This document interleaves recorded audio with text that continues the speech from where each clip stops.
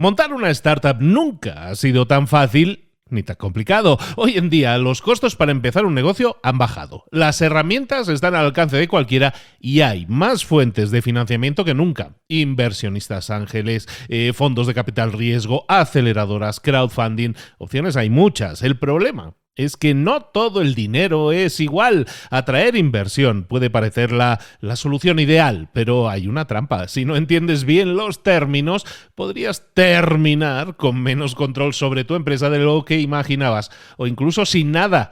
Muchos emprendedores firman acuerdos sin saber realmente lo que significa y luego descubren que cedieron demasiado poder, o que sus inversores tienen prioridad sobre sus ganancias, o que la próxima ronda de inversión los va a diluir casi por completo. Entonces la pregunta es, ¿cómo negociar un buen trato cuando no eres experto en inversiones? Para eso está el libro que vamos a ver hoy, que hemos traducido en su título como Emprender con Capital Riesgo, libro del año 2011 que se llama, en su título original, Venture Deals, no está en español, y es un libro que desmonta todo el proceso de conseguir inversión y te enseña a ti a jugar con las mismas reglas que los inversores. Hoy vamos a ver las claves de este libro para que si en algún momento buscaras financiamiento, sepas exactamente qué aceptar, qué negociar, qué firmar y qué rechazar de inmediato. Emprender con Capital Riesgo, Venture Deals es el libro que vamos a ver aquí y ahora. En Libros para Emprendedores sin más, ¡comenzamos!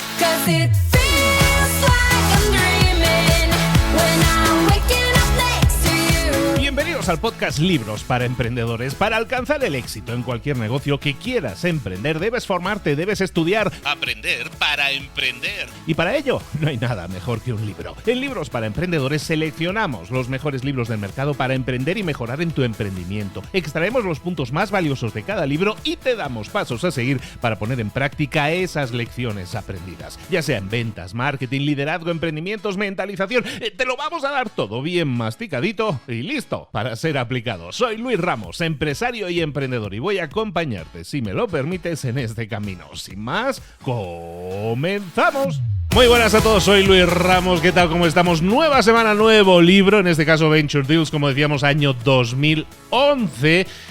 Hay revisiones del libro del año 2018-19, te las aconsejo, es la que vamos a estar analizando. Lo rebautizo en español como Emprender con Capital Riesgo, que es una pregunta, que es un tema que muchísima gente se pregunta y muy poca gente sabe realmente de qué va.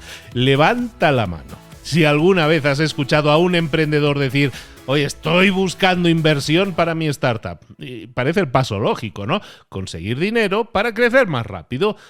Aquí viene la parte que muchos no ven. Levantar inversión no es solo recibir un cheque, es firmar un contrato que define el futuro de tu empresa. Y si no entiendes bien lo que firmas, puedes acabar trabajando años en un negocio que ya no es realmente tuyo. Y ahí es donde entra este libro, ahí es donde entra Venture Deals o Emprender con Capital Riesgo, porque este libro es una especie, podríamos llamar, de manual de supervivencia para que cualquier emprendedor que quiera entender cómo funcionan los inversionistas de riesgo y sobre todo cómo negociar de manera inteligente para no salir perdiendo, van a encontrar sus respuestas. Los autores, Brad Feld, Jason Mendelsohn, son dos inversores con décadas de experiencia en startups.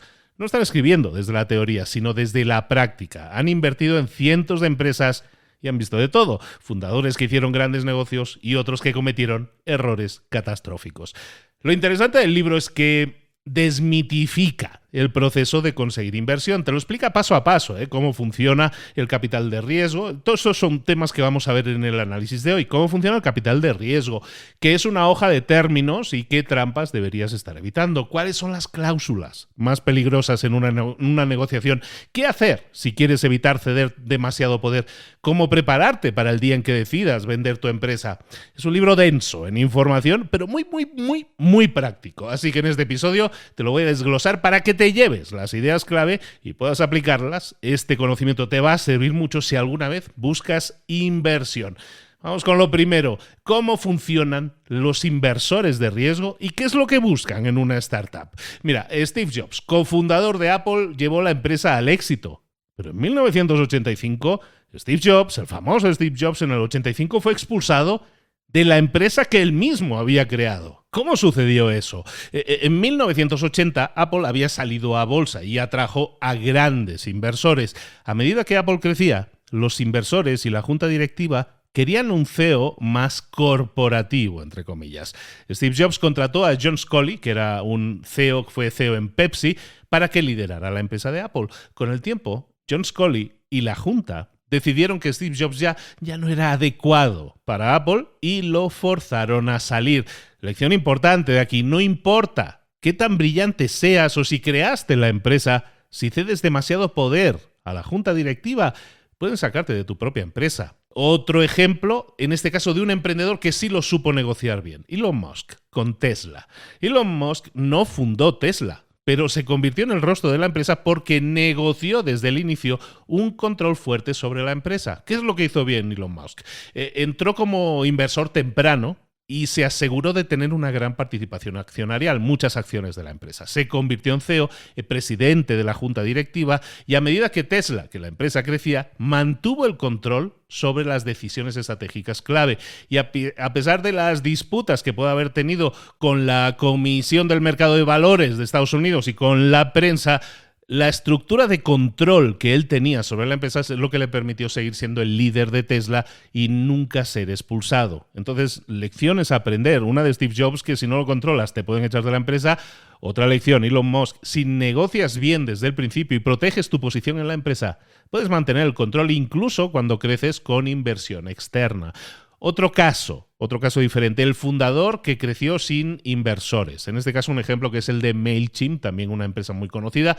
MailChimp es una gran plataforma de email marketing y es uno de esos casos famosos de lo que se llama el bootstrapping, o llaman el bootstrapping en inglés, que es básicamente el crecimiento sin inversión externa, el crecer con tus propios medios. ¿Qué es lo que hicieron diferente? Bueno, sus fundadores, dos señores que se llaman Ben Chestnut y Dan Curcius, decidieron no levantar inversión de capital externo, de capital riesgo. ¿Qué es lo que hicieron? Crecieron con ingresos de clientes sin diluir su participación en la empresa. Entonces, ¿qué pasó? En 2021 vendieron MailChimp a una empresa que se llama Intuit por $12,000 millones, sin haber cedido antes ni una sola acción, y no pusieron ninguna acción a la venta. 100% de las acciones eran suyas.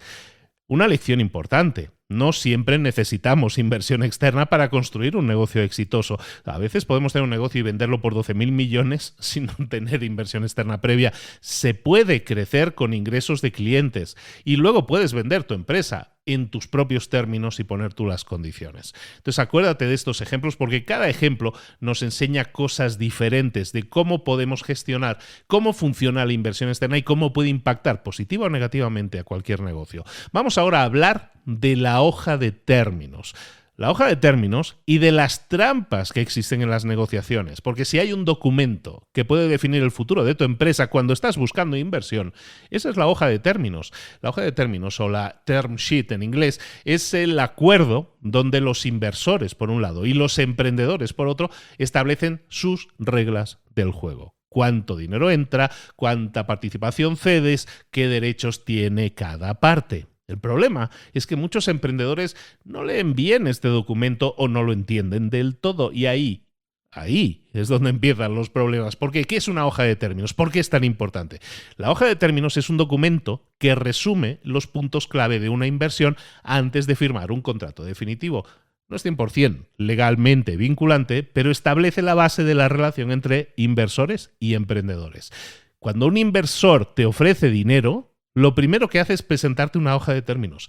Y aquí es donde muchos emprendedores cometen su primer gran error. Creen que es un simple trámite. La realidad es muy diferente. Ese documento define el futuro de tu empresa. Ahí se establece cuánto dinero vas a recibir, qué porcentaje de la empresa vas a ceder, qué derechos tendrán los inversores. No es un contrato definitivo, pero sí marca la línea de juego que se va a seguir en la negociación. El problema es que si no lo lees bien o no entiendes sus implicaciones, podrías terminar aceptando condiciones que parecían inofensivas hasta que te das cuenta de que ya no tienes el control de tu negocio. Piensa en esto: cuando firmas una hoja de términos sin entenderla bien, es como aceptar jugar una partida de ajedrez sin conocer las reglas del ajedrez. Se vienen y se definen aspectos cruciales como cuánto dinero recibes, cuánto porcentaje de la empresa se cede, qué derechos tienen los inversores, y ¿Qué pasa si en el futuro la empresa se vende o se consiguiera más inversión? Es muy importante. Si no pones atención, podrías terminar con menos control del que imaginabas o con inversores que se llevan más dinero que tú cuando la empresa crece.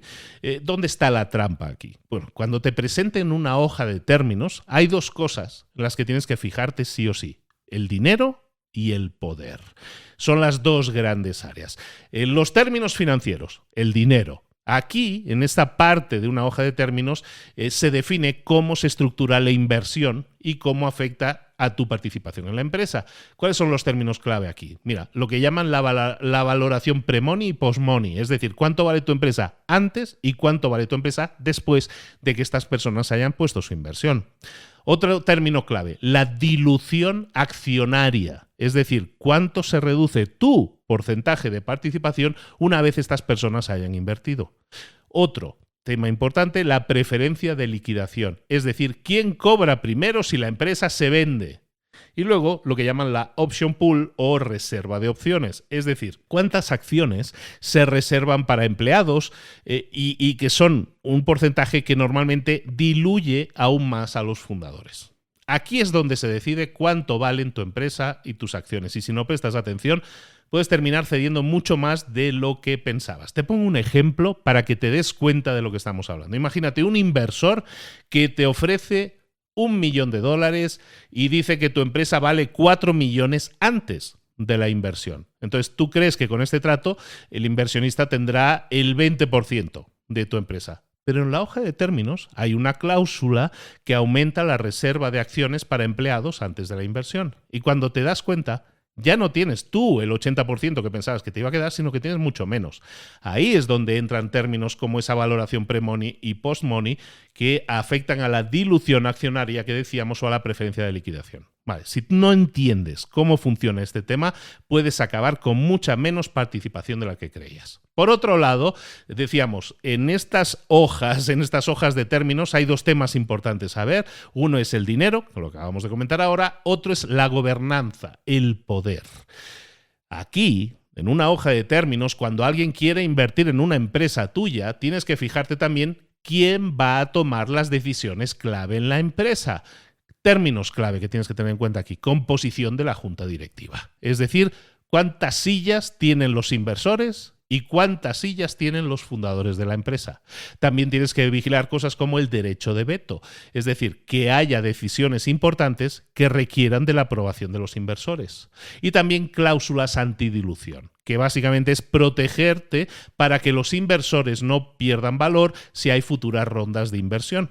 No se trata, en un acuerdo de inversión, paradójicamente no se trata de cuánto dinero vamos a recibir, sino de quién tiene la última palabra. Muchos inversores incluyen términos en la hoja de términos que les dan control sobre la junta directiva o que les permiten vetar ciertas decisiones. Ejemplo típico, el inversionista que te dice: queremos ayudarte a crecer, Luis, así que vamos a tomar un par de asientos en la junta directiva. Así dicho, parece inofensivo, hasta que te das cuenta de que pueden votarte como CEO si no cumples ciertas expectativas, o pueden votarte, echarte fuera como CEO si no cumples otras ciertas expectativas. Esto le ha pasado a muchos fundadores que al perder la mayoría en la junta terminaron fuera de su propia empresa. Saludos, Steve Jobs. Si no negocias bien estos términos, puedes acabar trabajando en una empresa que ya no es tuya. Entonces, ¿por qué es clave entender todo esto antes de firmar cualquier acuerdo en el cual una persona está aportando dinero a tu empresa? Porque muchos emprendedores creen que si consiguen la inversión ya han ganado. Pero lo que nos dicen en este libro, recuerda, estamos analizando Venture Deals, enseña que conseguir dinero es solo el primer paso. Que si negocias mal tu hoja de términos podrías terminar trabajando años en un negocio que no es tuyo, y que la hoja de términos no es solo un contrato, es ese acuerdo que define cómo va a ser tu relación con los inversores y qué tanto control vas a seguir teniendo en tu empresa. En el libro nos dicen algo clave: conseguir inversión no significa que ganaste, lo que importa es en qué términos aceptaste esa inversión. Te pongo varios ejemplos en los que estas hojas de términos cambiaron las reglas del juego para tanto los emprendedores como los inversores, ¿vale? Tengo un primer caso, el del fundador que lo perdió todo. En este caso, un señor que se llama Adam Neumann, el fundador de WeWork. WeWork, muy conocido, parecía el próximo unicornio, la próxima gran empresa milmillonaria. En el año 2019 estaba valorada en 47.000 millones de dólares. Año 2019, y lista para salir a bolsa. Adam Neumann es su fundador. Lo puedes ver, hay documentales, hay series de televisión muy buenas que explican toda su historia. Pues en el año 2019, Adam Neumann, el fundador, se movía por la vida como una estrella de rock del mundo startup. ¿Cuál fue el problema? El problema es que Neumann firmó acuerdos de inversión donde cedió demasiado control al inversor, en este caso a SoftBank, que era su mayor inversor. Cuando la empresa empezó a tambalearse, que las cosas no le fueron del todo bien a WeWork, ¿qué hizo SoftBank, el inversor? Le obligó a dejar su puesto como CEO y Adam Neumann perdió el control de su propia empresa. Neumann siempre pensó que iba a tener el mando, pero la hoja de términos que había firmado le había dado demasiado poder a los inversores. Lección a aprender de aquí, que si tu startup depende demasiado de un solo inversor con mucho poder en la junta, tú seguramente no eres realmente el dueño de tu empresa. Otro caso, el Brian Chesky, fundador de Airbnb, un fundador que negoció con inteligencia, ¿vale? Cuando Airbnb comenzó, sus fundadores necesitaban desesperadamente mucho dinero. Podían haber aceptado inversión en cualquier condición, pero lo hicieron de forma diferente. ¿Qué cosa hicieron bien? ¿Qué cosa hicieron diferente? En lugar de ceder grandes porcentajes de la empresa en rondas tempranas de inversión, fueron estratégicos con el financiamiento. Negociaron con unidades de capital riesgo que no solo aportaban dinero, sino que les permitían seguir siendo los líderes de la empresa y se aseguraron de mantener una fuerte presencia en la junta directiva. El resultado es que Airbnb creció sin perder su identidad y cuando salió a la bolsa, sus fundadores aún tenían un control importante sobre la empresa. No se trata solo de conseguir dinero de un inversor, sino de quién te lo da y en qué condiciones. Recuérdalo siempre. Otro caso, el de la trampa de la preferencia de liquidación. Este está bueno, ¿eh? Los fundadores de Odesk. Odesk, que hoy lo conocemos como Upwork, levantó capital con inversores de riesgo, ¿vale? Pero había una cláusula en su hoja de términos que los fundadores no analizaron bien. Era la preferencia de liquidación. ¿Vale? Entonces, cuando Odesk fue vendida, esta empresa fue vendida, la preferencia de liquidación significaba que los inversores cobran primero. ¿Cuál fue el resultado? Que los fundadores pensaban que ahora que se vendía la empresa ganarían muchísimo dinero, pero después de que los inversores tomaran primero su parte, ellos casi no recibieron nada. Lección importante, si no entiendes cómo funcionan estas cláusulas de liquidación, puedes terminar construyendo una empresa durante años para que cuando la vendas sean otros los que se lleven el dinero. Vamos a ver ahora alternativas al capital riesgo. Es decir, ¿se puede crecer sin inversores? Porque esto parece como, da un poco historia de terror esto, ¿no? Bueno, ¿se puede crecer sin inversores? Se puede crecer. Levantar capital riesgo suena como el gran objetivo de muchas startups, pero cuando lees noticias sobre nuevas empresas, normalmente vienen acompañadas de titulares como la startup X levanta 50 millones de dólares en su serie A o esta empresa Z recibe inversión de un fondo top de Silicon Valley. Es muy fácil caer en la idea de que levantar inversión es un éxito en sí mismo, cuando la realidad es que es solo un paso más. Y no es siempre el mejor. Cada ronda de inversión significa ceder parte de la empresa. Y muchas veces los fundadores no se dan cuenta de cuánto están cediendo hasta que ya es demasiado tarde. Así que la pregunta clave es, ¿realmente necesitas inversión para crecer? Hay otras opciones. Vamos a ver qué opciones existen. Opción 1, crecer con ingresos propios, lo que llamamos antes el bootstrapping, que llaman en inglés.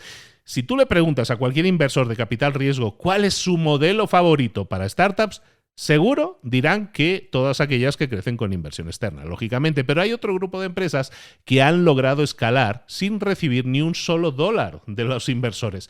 Este método, el bootstrapping, significa crecer con los ingresos generados por la propia empresa sin depender de inversión externa. En otras palabras, usas las ventas con tus clientes como la fuente de financiamiento principal. Por ejemplo, comentábamos antes, MailChimp. MailChimp comenzó como una pequeña empresa de email marketing. Nunca levantaron capital riesgo. Durante años se financiaron con lo que generaban de sus clientes.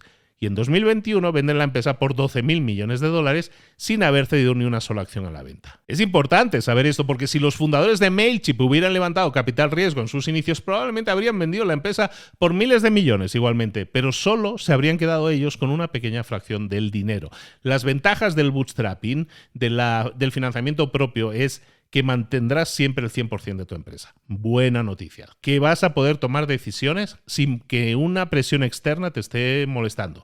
Que puedes crecer de manera más orgánica y más sostenible. Eso sí, no carece de desventajas. Por ejemplo, crecer sin inversión puede ser más lento muchas veces y a veces no es viable si es que tú necesitaras un capital de inicio muy fuerte. Por ejemplo, hay industrias de hardware o de biotecnología que necesitan millones nada más comenzar y no serían viables si no lo tuvieran, ¿vale? Entonces, una opción alternativa a tener financiación externa es crecer con los ingresos propios, decíamos, la opción 1. Opción número 2, financiarse con deuda en vez de vender acciones. ¿Vale? Otra alternativa muy útil dentro del tema del capital riesgo, que no es tan arriesgado, sobre todo no perdemos porcentaje, es pedir financiamiento en forma de préstamos o deuda de riesgo, que se llama el venture debt.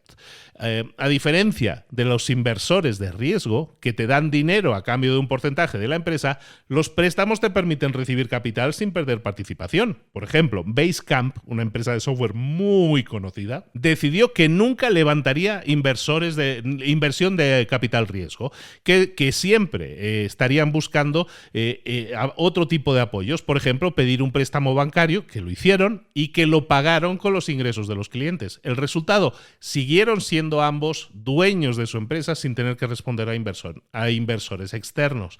Las ventajas de adquirir deuda en vez de vender acciones, pues es que no cedes participación accionaria y que vas a mantener el control total. La desventaja es que si pides un crédito, una línea de crédito y no tienes ingresos constantes, la deuda puede volverse un problema. Y luego, otra desventaja es que no todos los bancos o fondos están dispuestos a prestar dinero a startups que no tengan un historial financiero sólido, ¿vale? Entonces, estamos viendo tipos, recuerda, de financiación que no es el aceptar, el regalar o el dar un porcentaje de la empresa. Otro, que es muy conocido y está muy de moda en los últimos años, es el crowdfunding o preventas, básicamente, que es básicamente hacer que los clientes nos financien antes de que el producto llegue al mercado.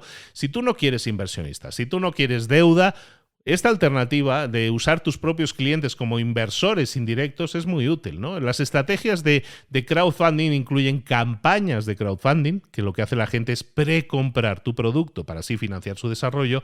Otra opción es las preventas o modelos de suscripción, donde los clientes te están pagando por adelantado antes del que el producto esté listo. Por ejemplo, un ejemplo real, Oculus Rift. Oculus Rift era una empresa que tenía un prototipo de estas gafas de realidad virtual, ¿vale? Entonces, antes de ser adquirida por Facebook, Oculus Rift era básicamente solo eso, un prototipo. Pero en lugar de buscar inversión de capital riesgo, lo que hicieron fue lanzar una campaña en Kickstarter, que es un gestor de inversión de crowdfunding. ¿Qué hicieron? ¿Qué consiguieron? Recaudaron más de $2 millones sin tener que ceder ni una sola acción. $2 millones que llegaron por ventas anticipadas de sus productos. Entonces, ¿qué sucede? Eso es una validación de negocio. Dejaron su negocio validado. Entonces, ¿qué hicieron? Vendieron la empresa a Facebook poco después por $2.000 millones.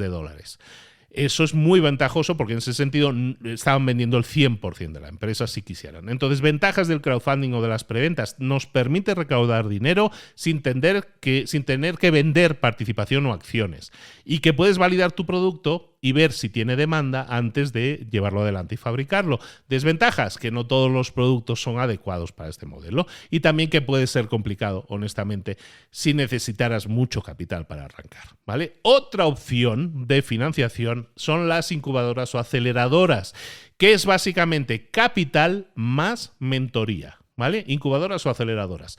Es una alternativa a los fondos de capital riesgo. ¿Por qué? Porque en lugar de simplemente prestarte o darte dinero, estos programas te ofrecen también mentoría, conexiones, networking con inversores y también un entorno de crecimiento que es más estructurado. Por ejemplo, Dropbox, que es una empresa conocidísima de software, Dropbox fue parte de Y Combinator, que es una de las aceleradoras más famosas del mundo, si no la más famosa, probablemente son californianos, esta empresa Dropbox recibió una inversión inicial de Y Combinator pequeña, pero el verdadero valor vino de las conexiones y de la mentoría que recibieron. Hoy Dropbox es una empresa pública que está valorada en más de 8.000 millones de dólares. La ventaja es de las aceleradoras o de las incubadoras es que vas a recibir dinero, pero también sobre todo apoyo y asesoría de expertos. Y te va a permitir conectar con inversores sin necesidad de vender una gran parte de tu empresa de inmediato. ¿Por qué? Porque una aceleradora, una incubadora a lo mejor te da ese soporte, te da inversión y te da acompañamiento y a lo mejor tienes que ceder un 3, 4, 5, 6, 7% de la empresa, no un 30, 40, 50% de la empresa, ¿vale? Igualmente, tiene sus desventajas. Al final estás cediendo una parte de tu empresa, aunque sea mucho menor que cuando interviene el capital riesgo. Entonces, ¿cuál es la mejor opción? Nos podríamos preguntar. Pues no hay una respuesta única, porque depende mucho del tipo de negocio que tengas y de cómo quieras crecer. ¿Quieres tener control total? Bootstrapping, como hizo MailChimp. ¿Que necesitas capital y no quieres vender acciones? Pues acepta deuda, como hizo Basecamp. ¿Que tienes la opción de prevender tu producto, porque es ese tipo de producto, pues el crowdfunding o las preventas pueden ser para ti, como hicieron los de Oculus Rift. O a lo mejor lo que necesitas es acompañamiento, mentoría, apoyo, además de la inversión. Pues entonces a lo mejor para ti una incubadora aceleradora es lo suyo. Lo que en este libro Venture Deals nos deja muy claro es que levantar inversión no es obligatorio, pero que si decides hacerlo, tiene que ser porque realmente lo necesites, no porque sea una moda. ¿Vale? Entonces, vamos a ver casos de empresas que se comportaron de formas diferentes. Por ejemplo, una empresa que creció sin inversores y que se hizo multimillonaria. En este caso te hablo de Patagonia. Es un ejemplo icónico. Es una marca de ropa outdoor, de ropa de montaña, de ropa deportiva, sobre todo de alta montaña, fundada por un señor que se llama Yvon Chouinard. ¿Qué hicieron en Patagonia que es diferente? Pues buscaron escalar su empresa sin aceptar capital riesgo externo, ¿vale? En vez de buscar financiación externa, financiaron su crecimiento siempre con los ingresos que les venían de las propias ventas, de los propios clientes. Nunca cedieron control a los inversores, eso les permitió mantener sus valores, su cultura empresarial. Y en 2022, hace bastante poco, Chouinard donó el 100% de su empresa para combatir el cambio climático. Es una decisión que nunca hubiera sido posible si su empresa hubiera estado atada a fondos de inversión. La lección aquí importante es que cuando no dependes de inversores, puedes tomar decisiones que estén alineadas contigo, con tu visión, con tus valores, sin tener presiones externas.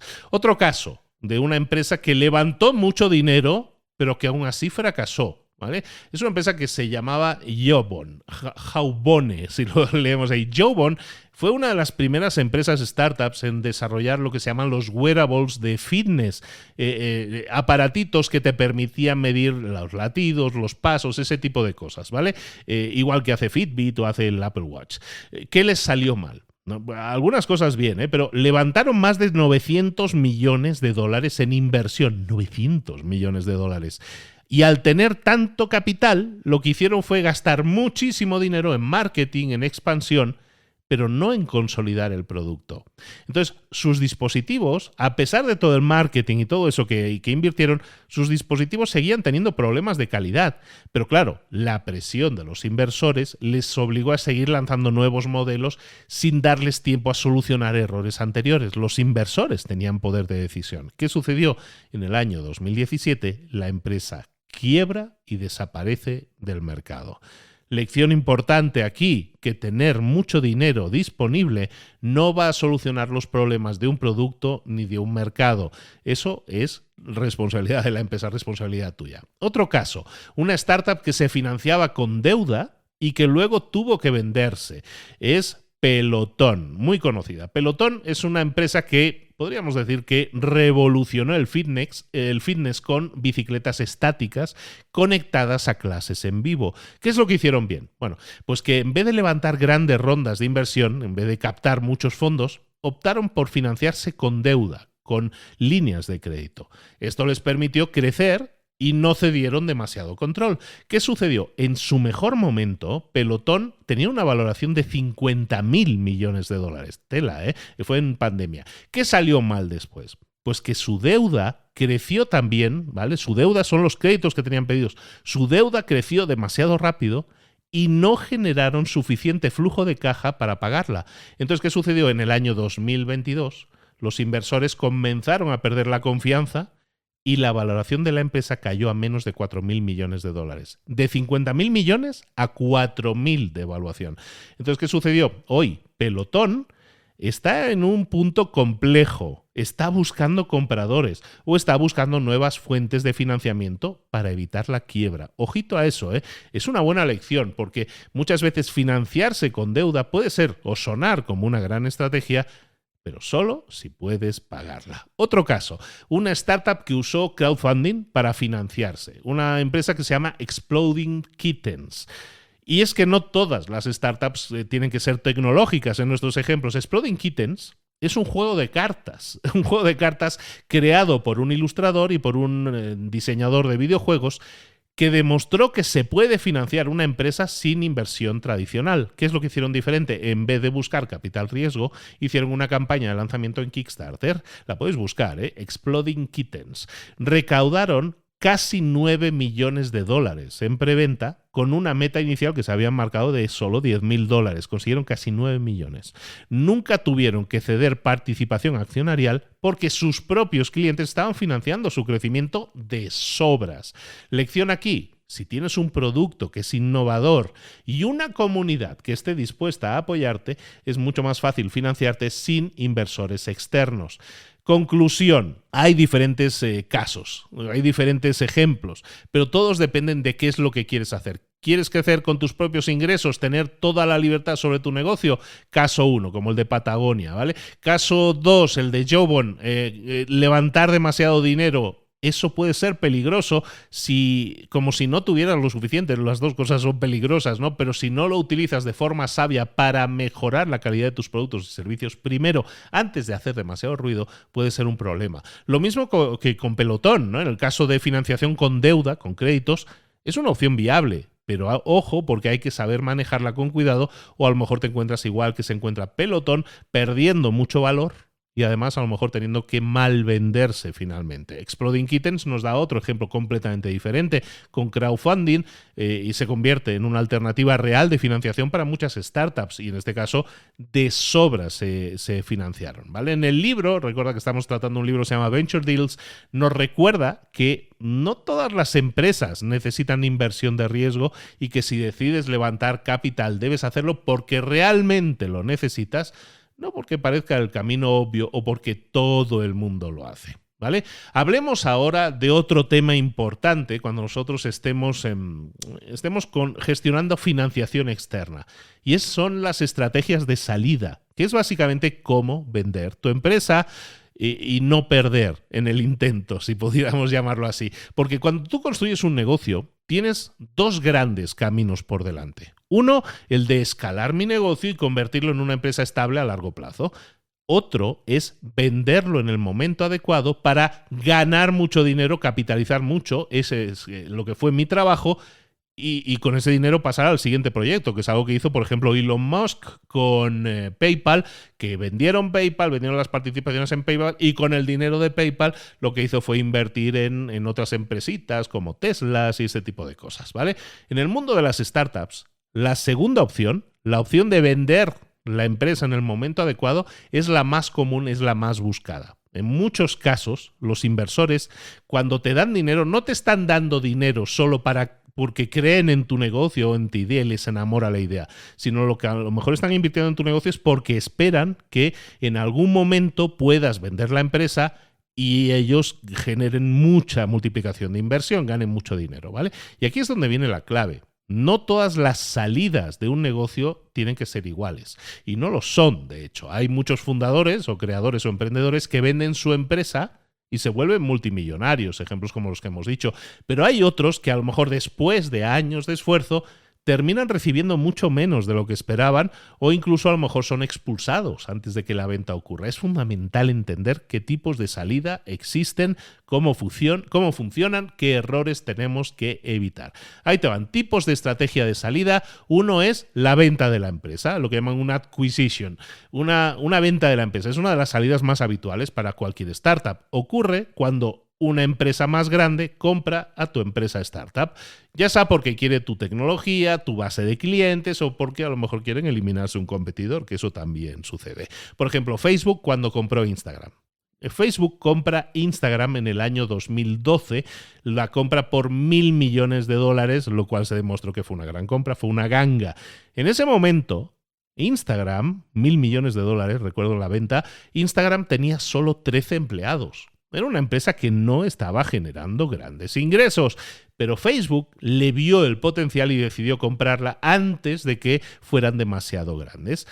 ¿Cuáles fueron las ventajas aquí? Que si tú negocias bien, puedes recibir una gran cantidad de dinero si eres el propietario, pero es que además le puedes dar estabilidad a la empresa porque te estás integrando en una organización mucho más grande.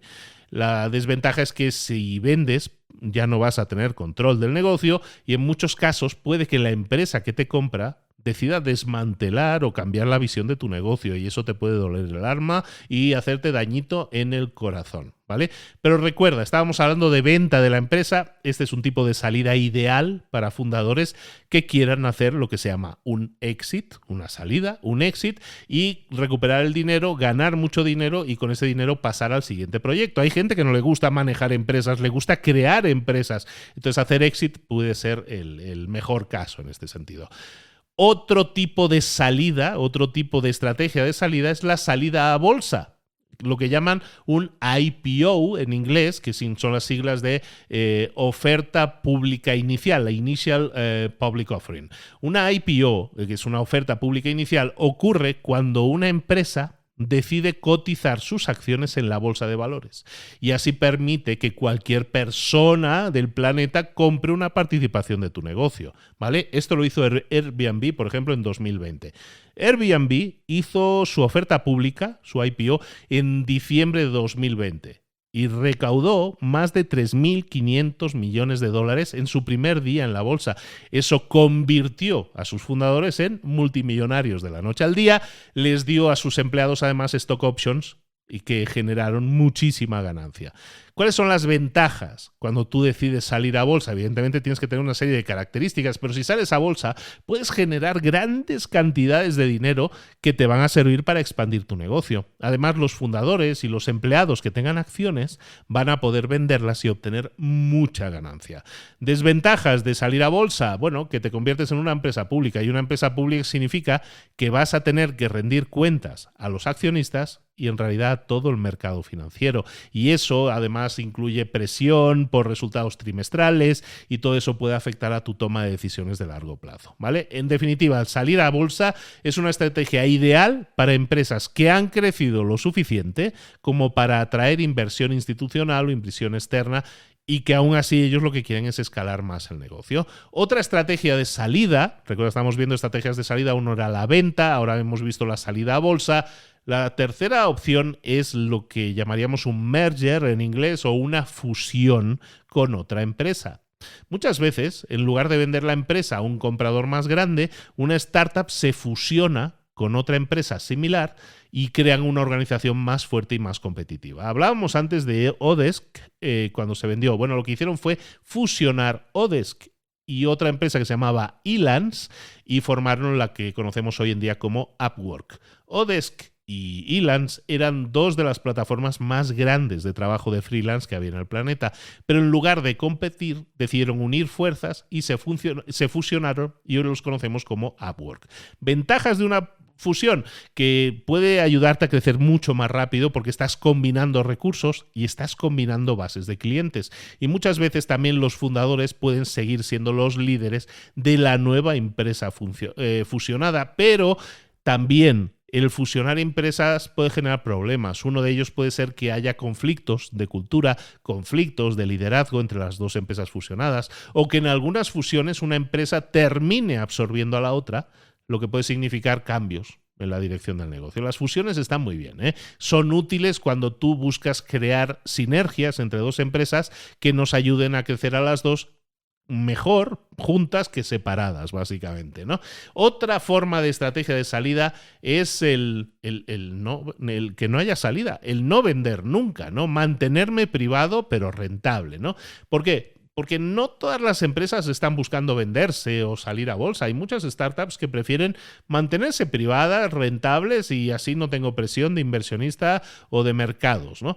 Por ejemplo, Basecamp, que la mencionábamos antes. Basecamp es una empresa de software para gestión de proyectos y siempre ha rechazado inversión externa. Sus fundadores deciden mantener el control total del negocio y se enfocan en generar rentabilidad y no depender de rondas de inversión. Eso no está nada mal. ¿Por qué? Porque mantienes el control total sobre la visión, la misión, la dirección de la empresa al final, y también porque no tienes la presión de inversores externos o de accionistas externos que te aconsejan qué deberías estar haciendo. Entonces, también tiene desventajas, y es que muchas veces es difícil acceder a grandes cantidades de capital para expandirse porque no quieres aceptar inversión externa, y también que los fundadores, si quieren salir del negocio, van a tener que encontrar otra forma de hacerlo sin vender la empresa. Ahora bien, claves para una salida exitosa. Si tú decides que quieres hacer un exit, salir, vender o salir de la empresa, hay una serie de, llamémosle, reglas que debes seguir clave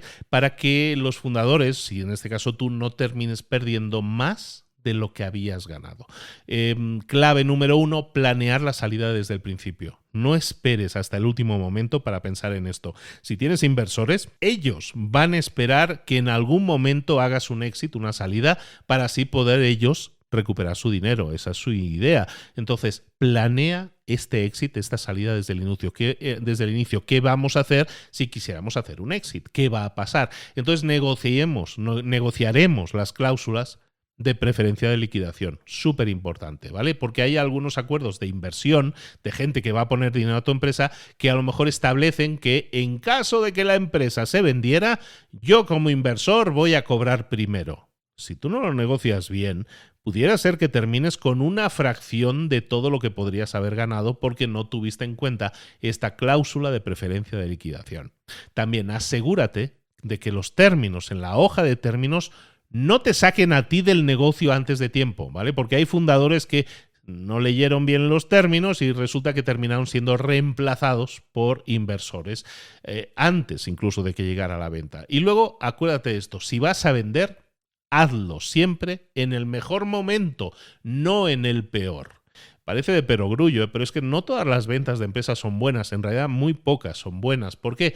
Porque empresas, por ejemplo, como WeWork, que decíamos antes, trataron de salir a bolsa cuando su negocio estaba en declive, ya estaba decayendo, y eso les costó perder oportunidades millonarias. En conclusión, no hay una única forma de hacer una salida exitosa. Lo importante es tener claro tu objetivo desde el inicio y asegurarte de que cuando llegue el momento, la decisión sea estratégica y sea beneficiosa para ti y para tu equipo. Ahí te van, casos reales. Por ejemplo, empresas que hicieron salidas exitosas.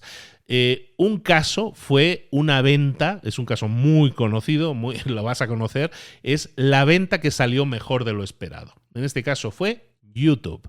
YouTube fue lanzado en el año 2005. Y fue creada por 3 empleados precisamente de PayPal. Es una plataforma que creció rápidamente, ¿eh? Estamos hablando, se lanza en el año 2005, pero tenía un problema muy grande en su lanzamiento. Y es que estaban en guerra en aquel momento con grandes productoras y tenían problemas por derechos de autor. No tenían una fuente de ingresos clara en aquel momento del lanzamiento. ¿Qué cosas hicieron bien? Bueno, en lugar de esperar a ver si su modelo de negocio funcionaba, lo que hicieron fue vender en un momento de alta demanda.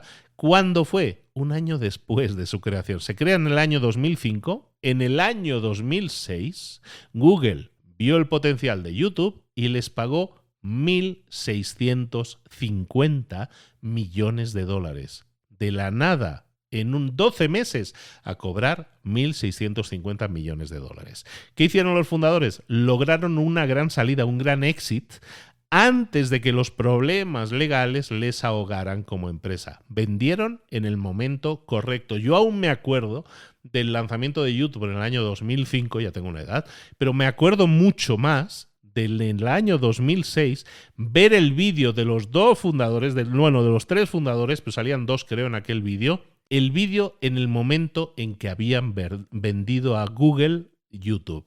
Salen, ¿sabes? Con la risa esa tonta que te entra cuando no te puedes creer tu buena suerte. Pues buscaros el vídeo de fundadores de YouTube en el momento de la venta y os vais a reír un rato, ¿vale? La vendieron por 1.650 millones. No estuvo mal la cosa. Hoy vale bastante más, pero la venta fue un golazo, ¿vale? Otro caso interesante. La startup que hizo un éxito, una salida en este caso a bolsa, y la hizo en el momento perfecto. Os voy a hablar de Shopify. Shopify, otra plataforma que es muy conocida, comenzó como una herramienta que servía para crear páginas, para vender productos en línea, básicamente, ¿no? Para hacer tiendas en línea. Creció con una estrategia bien definida. No levantó inversión excesiva que a lo mejor comprometiera su control. ¿Qué es lo que hicieron bien? Crecieron de forma rentable y llegó un momento en que hicieron la oferta pública, el IPO. Salieron a bolsa en 2015. La valoración con la que salieron a bolsa fue de 1.270 millones de dólares. A diferencia de otras empresas, Shopify no necesitó vender una gran parte de sus acciones a inversores antes de salir a bolsa, lo cual permitió que los fundadores se beneficiaran enormemente del crecimiento posterior que ha tenido la empresa. ¿Por qué? Porque una IPO bien planeada puede convertir en multimillonarios a los fundadores, como en el caso de Shopify, sin perder además el control de la empresa. Ahí te va otro caso de otro éxito, de otra salida, en este caso una venta que terminó mal. Fue MySpace, muy conocida red social en su época, que tiene que ver con la decadencia que tuvo su comprador, que es News Corp. MySpace era la red social más grande del mundo en el año 2005, mucho antes de que Facebook la superara, por lo menos. News Corp, que es una empresa propiedad del millonario Rupert Murdoch, News Corp compra MySpace por 580 millones de dólares. Y parecía un golazo, 580 millones por aquello. ¿Qué salió mal? Que tras la adquisición de MySpace, News Corp, el comprador, trató de monetizar agresivamente la plataforma y metió muchísima publicidad invasiva. Y eso estropeó la experiencia del usuario. Entonces, en lugar de enfocarse en mejorar el producto, se centraron en conseguir ingresos a corto plazo, lo cual hizo que los usuarios no les gustara ese rollo y dijeran, ¿sabes qué? Me voy a Facebook porque aquí me estáis matando anuncios. ¿Y qué sucedió? Estamos hablando del año 2005, cuando se vende. En el año 2011, 6 años después, MySpace fue vendida nuevamente. ¿Pero sabes por cuánto? Por 35 millones. La habían comprado previamente por 580, la malvendieron por 35 millones, que es una fracción de lo que había costado originalmente. Quédate siempre con esto. No todas las adquisiciones garantizan el éxito. Si tu comprador no sabe manejar la empresa, puede destruir el valor de tu empresa en poco tiempo. Otro caso, otro ejemplo, fundadores que perdieron el control. En este caso, Twitter, este es un tema muy reciente. Twitter pasó de ser una startup prometedora a ser una empresa pública con inversión institucional. Sin embargo, los fundadores originales ya no tenían el control cuando Elon Musk decidió comprar la empresa en 2022, que pagó 44.000 millones de dólares, por cierto.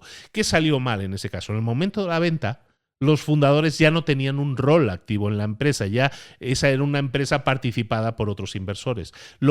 ¿Eso qué significaba? Que los fundadores ya no tenían poder para negociar o decidir qué pasaría con Twitter. Entonces llega Elon Musk, con mucho dinero, lo pone encima de la mesa y dice, yo tomo el control total.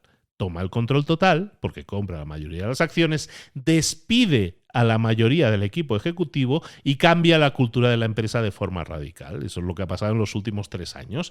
Y muchos de los empleados originales y parte del equipo fundador estaban viendo entonces cómo su empresa, su niña mimada, era transformada sin que ellos pudieran hacer nada al respecto, más que quejarse mucho y llorar muy fuerte, ¿vale? Recuerda esto, si pierdes demasiado control de tu empresa, con el tiempo podrías terminar viendo cómo otra persona decide su destino sin que tú puedas intervenir. Vamos a ir cerrando. Claves importantes para ti si eres emprendedor. Hemos visto hoy un poco, para muchos quizás sea el primer acercamiento a lo que es el mundo de las inversiones en empresas. Hemos visto cómo piensan los inversores, hemos visto cómo negociar términos favorables, incluso cómo planear salidas estratégicas ahora en lo último que hemos visto. Lo más importante es esto, conseguir inversión no es tu objetivo. Tu objetivo siempre como emprendedor es construir un negocio sólido y rentable y buscar que así lo sea. Y muchos emprendedores se enfocan en levantar capital como si levantar capital fuera una meta en sí misma. Pero si hay algo que este libro de hoy, Venture Deals, nos deja claro, es que el dinero de los inversores nunca es gratis. 3 claves importantes que quiero que te lleves del libro. No todo el dinero es bueno, ¿vale? Elegir a los inversores correctos, negociar bien tu hoja de términos puede marcar la diferencia entre que acabes construyendo un imperio o que acabes perdiendo el control de tu negocio. Luego, ten muy claro tu plan de financiamiento, porque es esencial. Antes de buscar inversión, pregúntate, oye, ¿realmente la necesito o no? ¿Por qué? Porque si no hay alternativas, hemos visto alternativas como el bootstrapping, el crowdfunding, la deuda, que a lo mejor en tu caso pueden ser mejores opciones. Y luego piensa en la salida desde el inicio. No esperes a que sea demasiado tarde. Diseñar una estrategia clara de salida te va a permitir decidir cuándo y cómo, sobre todo cómo quieres salir de tu empresa, en vez de que otros lo decidan por ti. Este libro que hemos visto hoy se llama Venture Deals y si me preguntas si deberías leerlo, te diría sí, si lo lees en inglés porque no está en español, Pero si eres emprendedor, este libro no es opcional para mí.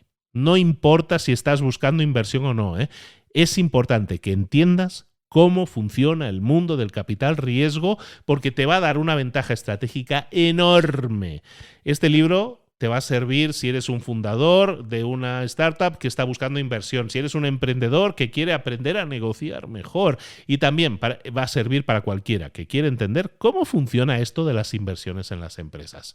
Si este episodio te ha dejado con ganas de aprender más sobre cómo construir y financiar una empresa, te recomiendo estos otros libros que también hemos resumido en Libros para Emprendedores. Son una lectura que después de este Venture Deals seguramente te van a dar herramientas muy prácticas para que lleves tu negocio al siguiente nivel. Primer libro que te recomiendo, Rompe la barrera del no, lo hemos visto, de Chris Voss, para que aprendas a negociar con inversores. El arte de empezar, de Guy Kawasaki, para construir una startup sólida desde el día 1. El método Lean Startup de Eric Ries, todos estos son libros resumidos en Libros para Emprendedores que te recomiendo para ampliar todo esto. El método Lean Startup de Eric Ries para validar tu idea sin que gastes demasiado. De 0 a 1 de Peter Thiel para que pienses en grande y crees algo realmente innovador, de 0 a 1. O la estrategia del océano azul, si lo que estás haciendo es o intentando encontrar son mercados en los que haya baja competencia. Son libros que se complementan muy bien con este que hemos visto hoy, que es Venture Deals o Emprender con capital riesgo. Si quieres escuchar cualquiera de esos resúmenes de libros, en el mismo sitio donde estás escuchando este ahora mismo, ahí los tienes disponibles, ya sea Spotify, ya sea Apple Podcast, ya sea YouTube. Hoy hemos visto un montón de información, pero recuerda, es esencial que las decisiones que tomes hoy con respecto a tu empresa, sepas que pueden definir el futuro de la empresa y también el tuyo. Si te ha gustado este resumen y crees que más emprendedores deberían conocer de estos conceptos, compártelo ahora mismo. Dale ahí al botón compartir y compártelo con más gente. Y si es posible, ya que estás por ahí viendo botones, déjame 5 estrellas en iTunes, en Spotify, en Apple Podcast. Déjame 5 estrellas, porque eso me ayuda a que más gente descubra este podcast y se beneficie del conocimiento que estamos democratizando aquí para todos. Recuerda que en el mismo sitio donde me estás escuchando tienes más de 300 libros resumidos y que con mucho placer voy a seguir intentando aumentar mucho la cifra este año 2025 o cuando quiera que lo estés escuchando. Nos vemos, nos escuchamos, nos queremos mucho en el próximo episodio de Libros para Emprendedores. Mientras tanto, recibe Besos y abrazos. Nos vemos en el próximo. Hasta luego.